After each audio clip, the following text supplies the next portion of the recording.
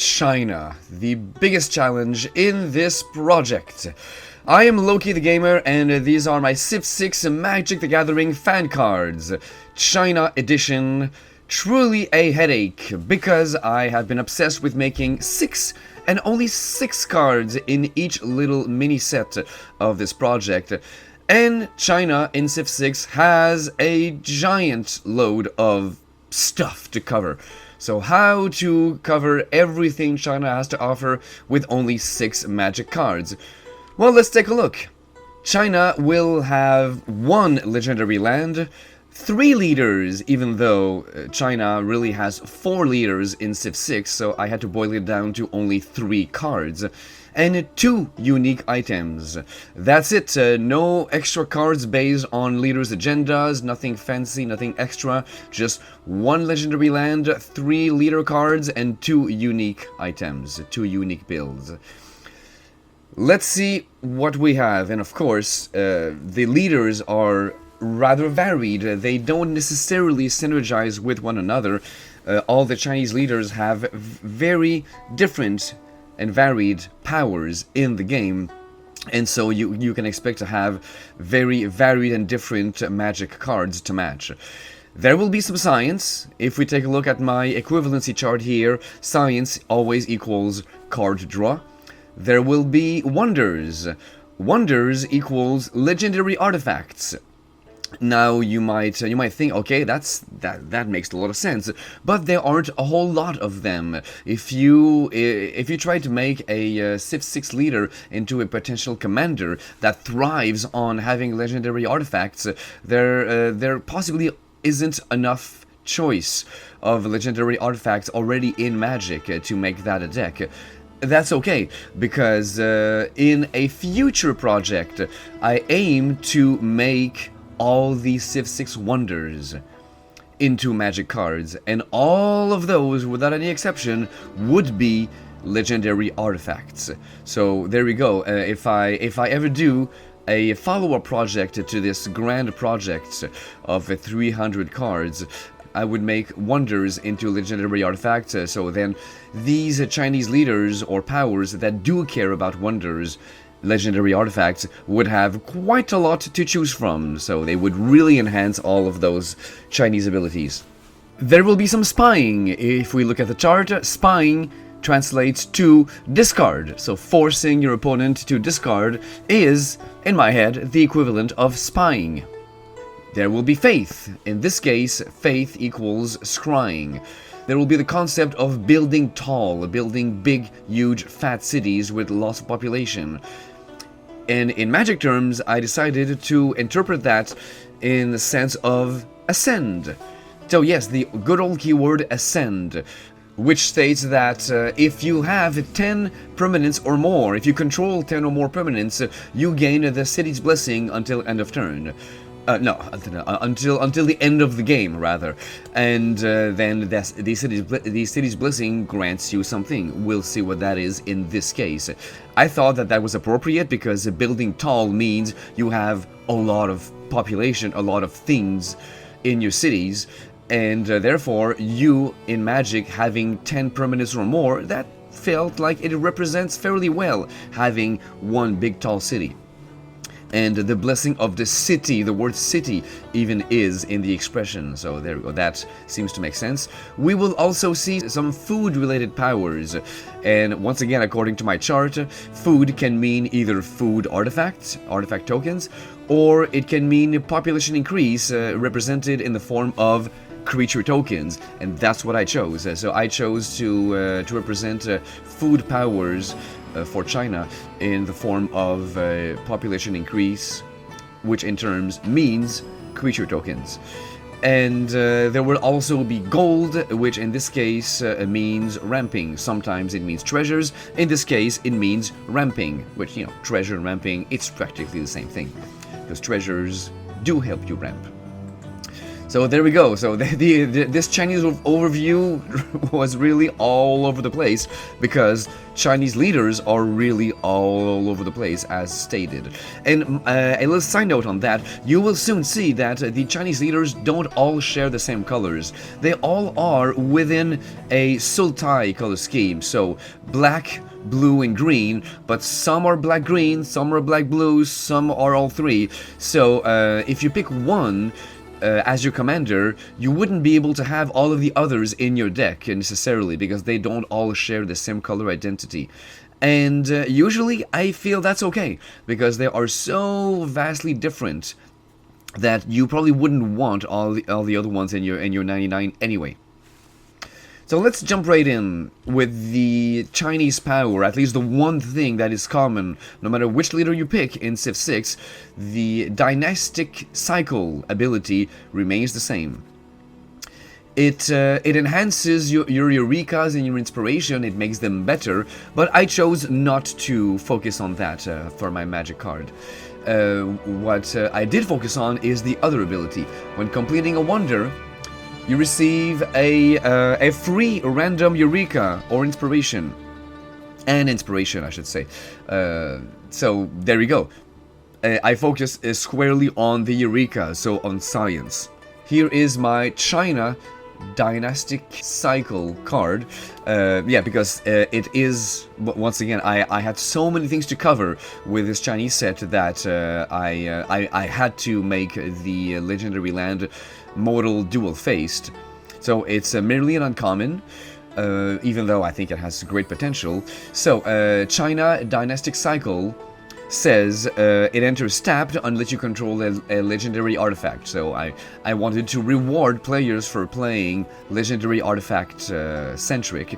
So therefore this land would enter untapped if you already have a wonder, essentially. And whenever a legendary artifact enters under your control, you may pay 2. If you do, draw a card. So yes, just like in Civ 6, when you complete a wonder, i.e. when you get a new legendary artifact, you get a science boost. Now of course, drawing a card automatically would be, I feel, a little too powerful. This is only a land after all, and an uncommon one at that. So I made the card draw not exactly free. So you must pay 2, which you very often won't have 2 available. You just cast a legendary artifact. That might be a big fat card, a very expensive card. So you may not have 2 available. So you may not always be able to get your science boost, your card draw. But the option is out there. After all, it is only a land, so it's not meant to be outrageously powerful. I learned my lesson. I made enough way too powerful lands in this project, so here's one that I feel is a bit more balanced. And it taps for black or blue. And now the other side. The other side is not based off of the Dynastic Cycle ability of China. After all, I gave the name Dynastic Cycle to the front face of the card, so the back face of the card is a totally different aspect. I named it after King Shi Huang's agenda, the original King Shi Huang, what is he called? Mandate of Heaven. So the Mandate of Heaven, King Shi Huang, has an agenda called Wall of 10,000 Li. And essentially, he likes it when other players leave wonders to him. So he likes to collect all the wonders. All the wonders must be his, and he is upset if the other players build wonders, when they steal wonders from him. So I made the other side of the China land into something that resembles that. So basically, it penalizes others. Instead of rewarding you for having legendary artifacts, it penalizes others for having them. So it has the same comes in untapped ability as the other side, so enters tapped unless you control a legendary artifact, so that's the same thing. And then it reads, whenever a legendary artifact enters under an opponent's control, that player loses 1 life and discards a card. So yeah, instead of you drawing, they get penalized, so they lose a card and lose a life. And it taps for black or green, so the identity of this entire card is itself Sultai. So yes, you need one of the Chinese leaders that actually has all three colors if you want to use that. And as it happens, the Chinese leader that actually cares a lot about wonders is indeed King Shi Huan, and of course I gave him all three of those colors. Let's take a look at King Shi Huan. There's the original Mandate of Heaven, the original King Shi Huan, and his ability is called the First Emperor. When building ancient and classical wonders, you may spend builder charges to essentially get a production boost, so you are able to use your builders to complete wonders faster. And also, your builders get an extra charge. So basically, I needed to make a King Shi Huan that got a production bonus towards wonders, which of course in this case, as I've said, is represented by legendary artifacts. So let's take a look at King Shi Huan, and as you see, because again I ran out of space, I made both King Shi Huan the two sides of yet another modal card. So in the perfect world, if I didn't have my own self-imposed rules that every set must have 6 cards exactly, no more no less, then I would have made the other King Shi Huan into his own card. But again, since I ran out of space, I made a King Shi Huan Unifier the backside of the same card. But let's not look at him yet. Let's focus on the First Emperor. So there we go. His ability, the First Emperor, I worked that into his name. King Shi Huan, the First Emperor. He costs a one of each, so a blue, a green, a black. He is 4/4, so decent stats for only 3 mana. A rare human noble, and I gave the name of the persona to his ability, or rather I name his ability after the name of his persona, Mandate of Heaven. It says, creatures you control have tap, add 1 mana of any color. Spend this mana only to cast legendary artifact spells. So yes, massive ramping bonuses. It says creatures you control, so it applies even to himself. All of your little weenies that you cast early in the game, and your commander itself can tap for mana to spend on legendary artifacts. Heck, if you have some legendary artifacts that happen to be creatures, legendary artifact creatures, then they too could be tapped to cast even more legendary artifacts. And if they have haste, then yeah, you can use them for mana to get more artifacts all in the same turn. They can cascade out of control pretty quickly. But now it's just starting to get muddy specific. Now we're talking about a legendary artifact creature with haste. Not a lot of those out there. Anyway, either way, this power represents very well the fact that King Shi Huan is able to build wonders very easily, so all of your creatures can help you ramp towards legendary artifacts. Pretty straightforward. Let's take a look at the other King Shi Huan, the Unifier persona. His ability is called 36 Stratagems. So he is military in essence, because he grants a power to all of your melee units, but it's very interesting. He doesn't make his melee units fight better. He makes his melee units able to convert barbarians. That is fascinating. Obviously, it represents the unification of China, how all of the Chinese warring states were considered, at least according to him, barbarians. So yes, he has an ability that allows him to convert them all to his side. So yes, melee units receive the Convert Barbarians action, just like Apostles can sometimes get. And of course, this action uses up your unit, but it converts all the surrounding barbarians to your cause. Quite an amazing ability. I've never played China yet, and I would love to play specifically this version, because those rare times that I have sent Apostles out in the field to convert barbarians, it's been very satisfying. So let's take a look at the card that I made. So again, the other side of this King Shi Huan. So when you play one, you have access to both, and so they both have the same color identity, even though this one costs black, blue +1. And anyways, as you can see, he has green in the activation cost of his ability, so he himself by himself has all three colors in his identity anyway. He doesn't even need the other side to give him green. So let's read on. There's the 36 stratagem ability. You tap him. Oh, and by the way, yes, he costs 4 and he is 5/5. So yeah, still a rather good body for a not too expensive cost. And he is a human warrior instead of a human noble. So his ability says, tap him.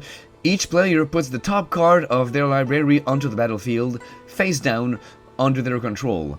They're red 2/2 barbarian creatures. So it's essentially manifest. So every player must manifest a card. But instead of being a plain, no type, colorless 2/2 creature, as is normally the case for a manifested card, it's specifically a red barbarian. And it's no accident. Not only it's thematically relevant, but his other ability says, pay 1 color of each, gain control of all barbarians. So yeah, you tap King Shi Huan, that's free, and everyone spouts a whole bunch of barbarians, and then you just steal them all. And that includes you too, so you drop a barbarian on the table, and of course you just regain control of your own barbarian, but you steal everyone else's. And of course, you yourself might want to put some morphing creatures into your deck. So your own barbarians might have the ability to flip. So yeah, the basic rule that is always, it's always been a rule, if a creature with a morph ability finds its way face down, no matter how it happens, you have the option of flipping it face up for its morph cost. Now, you can always flip a manifested creature face up, because that is part of the manifest rules, but these guys, these barbarians, were not manifested. This is not manifest. So these barbarians, they are face down, they are locked face down forever. You can't flip them face up. Even if they are creatures on the other side, they remain barbarians forever, unless they have morph, because that rule is all-encompassing. A morphed face-down creature can be flipped at any time. So your own deck might want to have a lot of morphs to take advantage of that. So not only you get to steal some 2/2s from your opponents, but you get to sometimes, when you're lucky, flip some of your own barbarians face up into something big and nasty. And that's not all. You can also have fun granting your opponent's creatures the barbarian creature type. You can play one of the many spells that exist out there that grants creatures on the battlefield all creature types, or a specific creature type. And therefore, if you turn your creatures, your opponent's creatures into barbarians just before using that ability, boop, you get to steal a real legit face-up creature, something big and menacing that you would rather have on your side. So you not only get to steal some face-down little 2/2 barbarians, but you could, if you have some creature type changing effects in your deck, you could steal outright creatures. And of course, you could also be amazingly lucky. Maybe your opponent has some legit barbarians in their deck. And then, of course, you're laughing all the way to victory if that happens. So that's a bad matchup for your opponent if they have barbarians in their deck. If their commander itself is a barbarian, then that's a very bad matchup for them. And as a little bonus ability, I made it so when you're happy, when you're done with your strategy of building a barbarian army, you could pay 1 blue and return King Shi Huan to your hand in order to perhaps cast him again, but on the other side. Hey, who knows, maybe your deck is also loaded with legendary artifacts and you want to capitalize on the other ability. Now, the Mandate of Heaven does not return to your hand, so if you play him, you're locked in. You need to find some other way of unsummoning him. But I decided to make the Unifier bounceable. I just thought it was neat. And there you go, there's the King Shi Huan. As much as China is all over the place, so far we haven't gotten a sense of that. So far, everything we've seen, the China land and this King Shi Huan is very synergetic. It works. Now let's take a look at all of the other Chinese leaders that truly are indeed all over the place. Let's go look at Wu Zetian. So Wu Zetian, her ability is called Manual of Entrapment. Yeah, so she is a master spy. If you don't know about Wu Zetian's life, I recommend reading a little bit about it, or going to watch a video or two. It's fascinating. She was such a conniving, duplicitous person, and therefore her abilities revolve around spying. And of course, in Civ 6, spies are stationed in cities. They are given missions, and in the case of Wu Zetian, when the spy is successful, you get a massive culture bonus, a massive science bonus, and a massive faith bonus. The bonus is proportional to the size of the city where the spy was stationed. So now let's take a look at my magic card of Wu Zetian. So she is a 2-drop, so I made her nice and quick. Being a sneaky, conniving person, I figured that she should act very quickly. So she is a 2-drop, black and blue, 2/2, human advisor rogue. Yes, indeed, I made her a rogue. It seemed to fit her very well. And there's her Manual of Entrapment ability. And sure enough, it triggers whenever an opponent discards a card. That's what we determined at the beginning of the video, according to my equivalency chart. Spying equals discard. So let's read on. Whenever an opponent discards a card, you may pay 2. If you do, gain X life. There's your culture boost. According to my chart, culture translates to a number of things that includes life gain. Then scry X. There's your faith boost. And finally, draw X cards. There's your science boost. So there you go, you've got all 3 boosts. And what is X? Well, X is the card's mana value. So in this case, the card that the opponent discards kind of represents the city where the spy was stationed. So the bigger the card, the bigger the city. And therefore, the bigger the X, the bigger the rewards. Well, the rewards, plural. So, lots of life gain, lots of scrying, lots of card draw. So, culture, faith, and science boost. And you could also be unlucky. And the opponent might be discarding a land. In which case, you get nothing. Of course, I say lucky. If you play a discard deck, a masterfully built discard deck, then the cards that your opponents discard are not always their choice. It's not always at random. Sometimes it's your choice. It entirely depends on the effect. There are so many black effects that make your opponents discard card. Sometimes you get to choose. You get to look at their hand outright and choose something. So yeah, sure enough, if you can get something like that going very early, then yes, that is a massive card draw early in the game. If you force them to discard something big and fat, not only they can't count on that big fat thing, and you also got to draw a whole bunch of cards early on. So it's a pretty good leg up on the game. So there's the spying powers of Wu Zetian, and of course, being Dimir, being black and blue, there's no shortage of discard effects that you can choose from. Now let's take a look at Yongle. I was very happy about my Yongle design. So Yongle, as we've said in the overview, he's the one that focuses on having tall cities, on having few cities, but that have very high population. So you probably want to choose your government plaza buildings in accordance to make sure that you have very high populations. Because first of all, your cities have access to city projects, special city projects that will reward you with food, faith, or gold.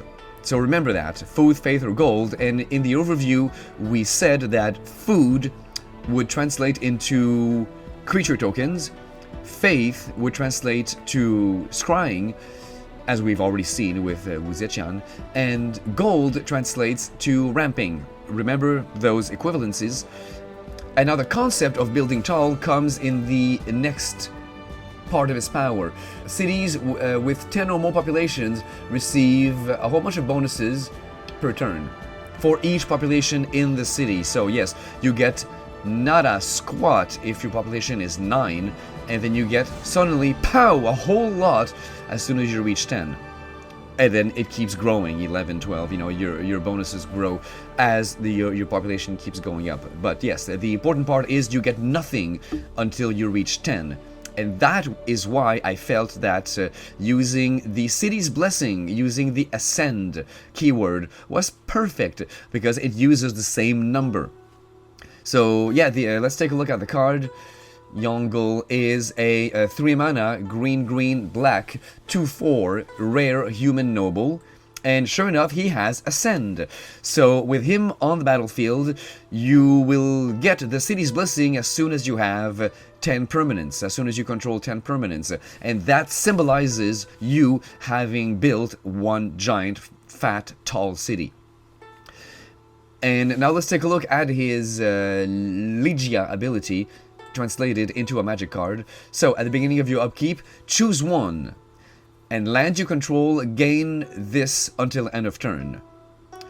And if you have the city's blessing, choose 2 instead. So you definitely do get a reward that represents the 3 projects that you can build in your cities. So I associated cities with lands in this case. So every turn you either get all your lands tappable to create a green 1/1 citizen creature token that represents the food project, or all your lands can tap for 2 colorless that represents the gold project, or all your lands can scry for 1 that represents your faith project. And of course, if you have the city's blessing, so if you have reached a big tall city, then you get to choose 2 of those.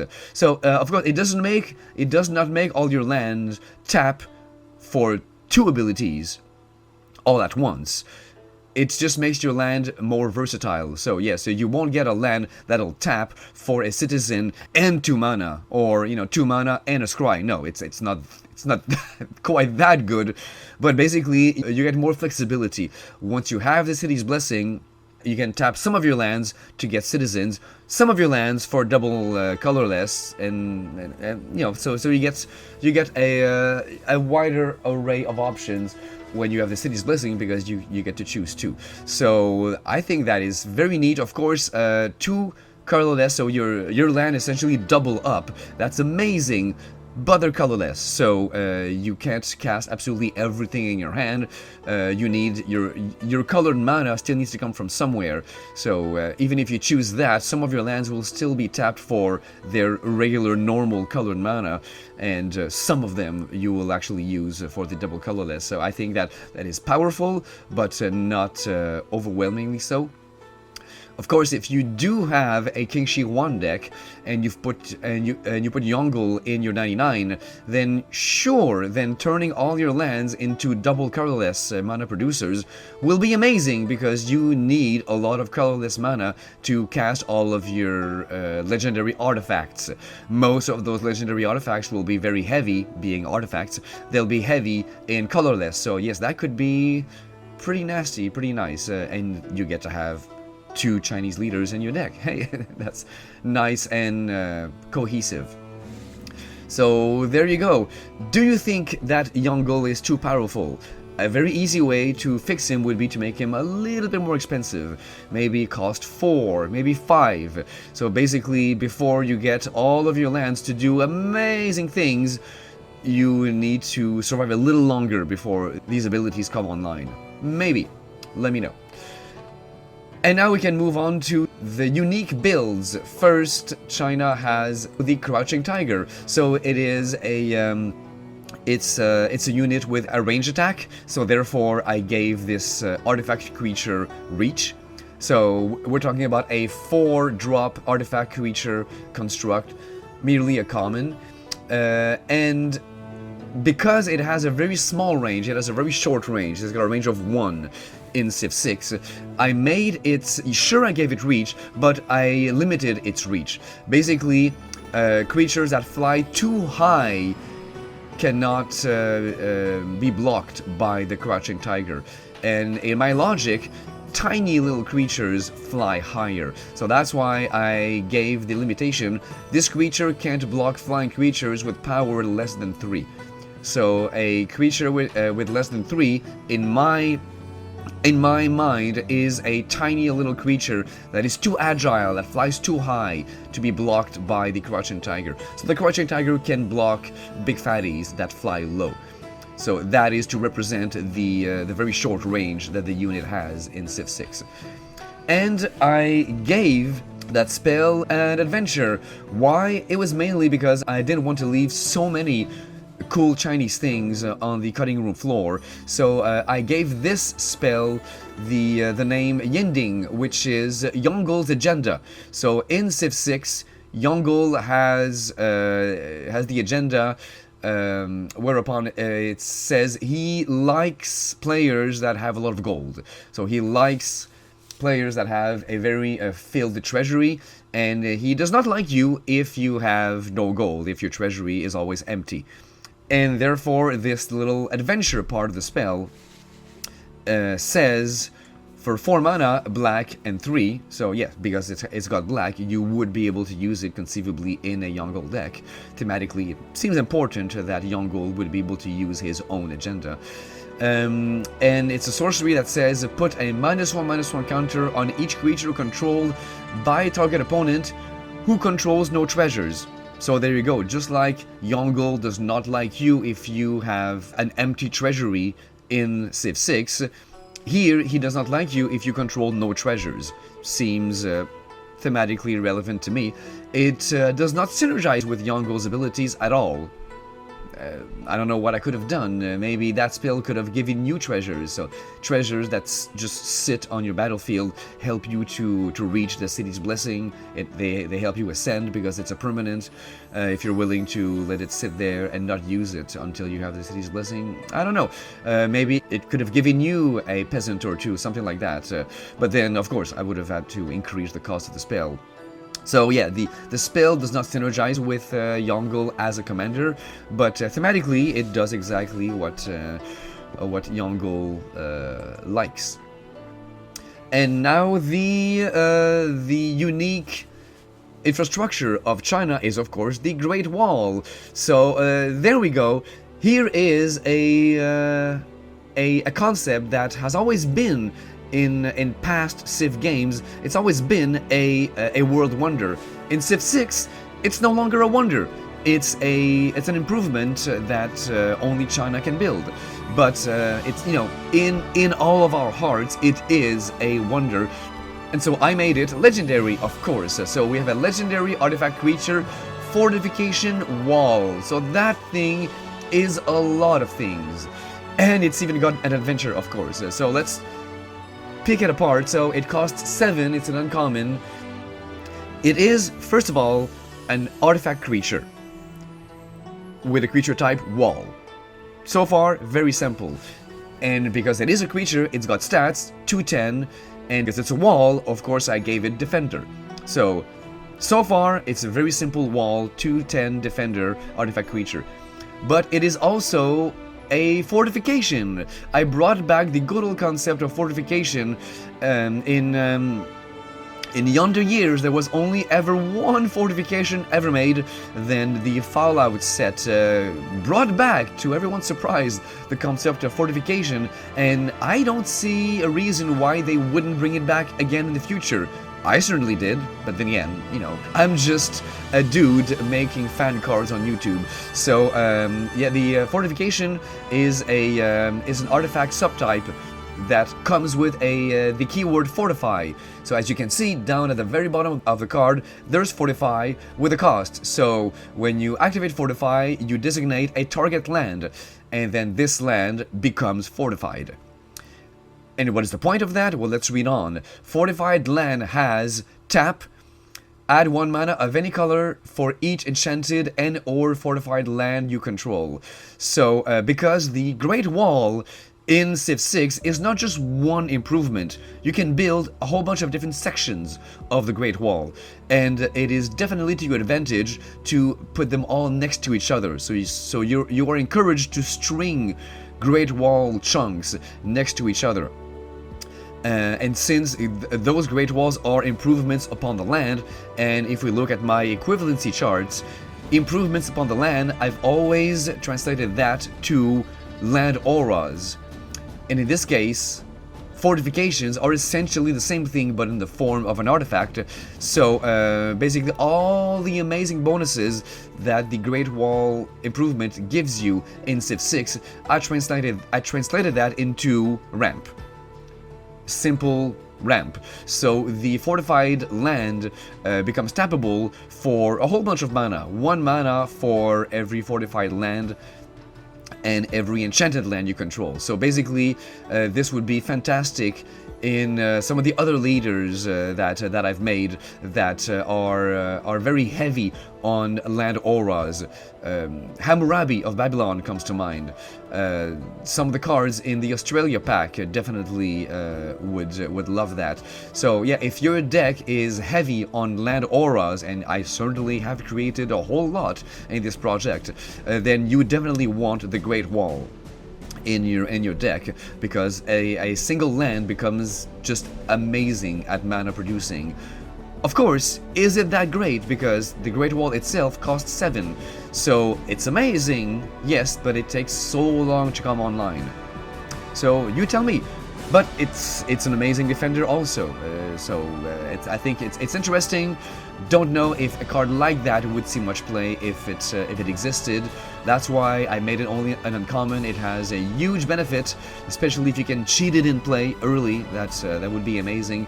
But anyway, and of course, since you do have at least 1 fortified land, the land itself that has received that ability is fortified by the Great Wall itself, so that land will tap for 1 mana guaranteed, and it's mana of any color. So at the very least, it helps with your mana fixing, but at the very best, it helps with your mana ramp as well.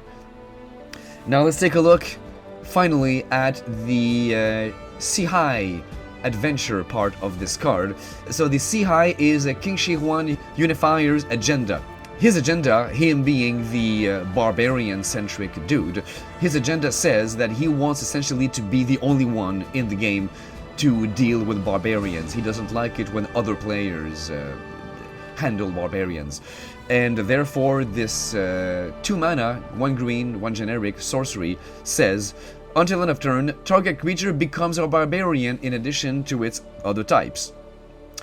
And then it fights target creature you control. So there we go. You can use this to turn one of your opponent's creatures into a barbarian. Did I not say that that was an option? Well, there you go. I thought of it. I created a spell that did exactly that. So you can turn someone a barbarian, and then that creature must fight a creature you control. So if you intend to steal it with King Shi Huan's ability, hopefully you'll make it fight a creature that won't kill it.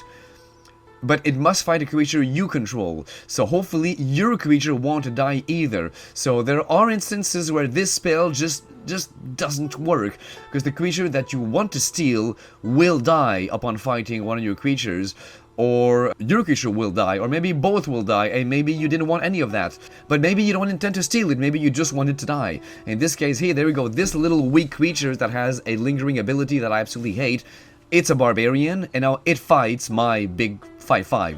It's dead. So maybe you don't intend to steal it with King Shi Huan. Maybe you're not even playing King Shi Huan, like I said. Maybe you've got this card in a Hammurabi Babylon deck, in which case you don't have the ability to steal barbarians like King Shi Huan's does. You just want to kill that barbarian by making it fight one of your creatures, who is of course ready for the fight. So yeah, you could use it for a number of different things. So yeah, it's very versatile, and hey, there is even a world in which you target your own creature? Your own creature becomes a barbarian, and then it fights one of your own creature? I don't know what would be the point of that. Maybe you have an aristocrat deck and you want your creatures to die, and you couldn't figure out how to bring a sack outlet online? I don't know, that's grasping at straws here a little bit, but there we go. That little spell, I think, is very versatile, and it happens to be tacked onto the Great Wall, which I think is very versatile. Heck, I can imagine some people who might want to put that card in their deck just to use the Sihai, and they never play the Great Wall itself. So, I don't know. Let me know. That covers the monster that was China. It was indeed all over the place, but yes, I do like the idea that at least King Shi 1 synergizes very well, and he's got that flip side that steals barbarians. I'm most excited about that card. Let me know what you would do if you were to build him as a deck. Now, if I wasn't slave to my own limitations of having only 6 cards in a set, like I said, I totally would have split King Shi 1 into 2 separate cards. In which case, which one would you build?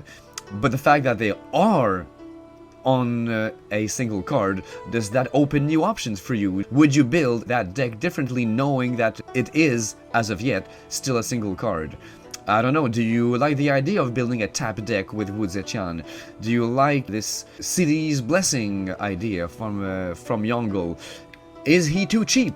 So many questions, up to you to provide the answers. Do let me know in the comments which other civs you are eager for me to cover.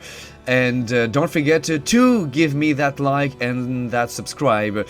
With this China set, I do believe that I've earned it. And I'll talk to you later.